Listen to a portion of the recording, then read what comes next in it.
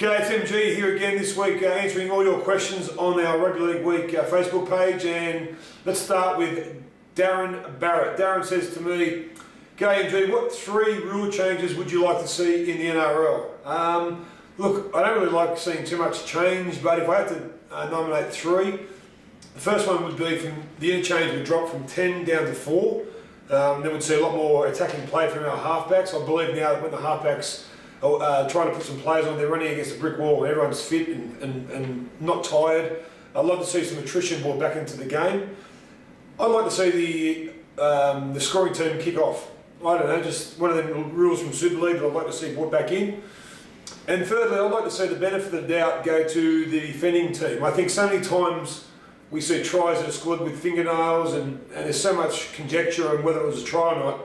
Just give it to the defending team. If they don't get the ball down clearly, it's no try. But that's just me. David Rass says, after all the talk, MG, do you think the new ARL Commission have the ability and conviction to return Rugby League to its rightful standing? Well, Dave, I hope so, because the new independent commission have been in for over 100 days now. We haven't seen too much or heard much about them. Let's hope that when the push comes to shove, i.e. this off-season, and they get to their CEO's meeting and all the agendas are put on the table, I hope that the commission put their foot down and say, this is the way to go, this is how we're doing it, no twos, no throws.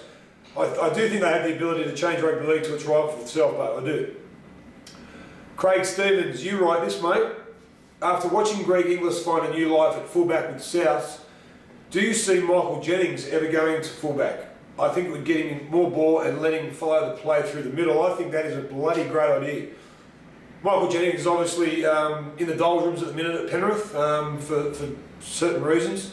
But I think if he played fullback, I think he'd be involved in the game, as you're right, like Greg Inglis, exactly the same type of player. I'm not sure how he'd go under the high ball. Greg Inglis is very good under the high ball. Jennings is a foot shorter, so it might be harder for him to get up amongst the big fellas, but as far as attacking play goes, him chiming into the background like a Billy Slater, thumbs up. And lastly, Michael Kidd, you write this, mate.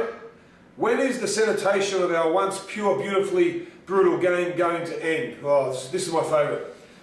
Are we going to get to a point of soccer dives and penalties for staging as in the AFL? Well, Michael, I hope not. That tackle the other night that Greg Bird did on Cooper Cronk, for mine, that was copybook. Also, there's a couple of ones that the Queenslanders did on us and we did on them that were great tackles. I think the fact that we've got 2 referees now just watching so vividly on everything that we do in Rugby League, we're kind of highlighting too much. Let the boys be boys. The referees, you referee, don't coach, just let the boys play. Put it on report and let the boys after the match worry about it. But I think we're stopping and starting too much for little silly things in our game. Sure, no one wants to see, cheap shots or head-eye tackles, but let's not take away the one thing that Rugby League separates all the other codes from. It's toughness. See you next week, guys.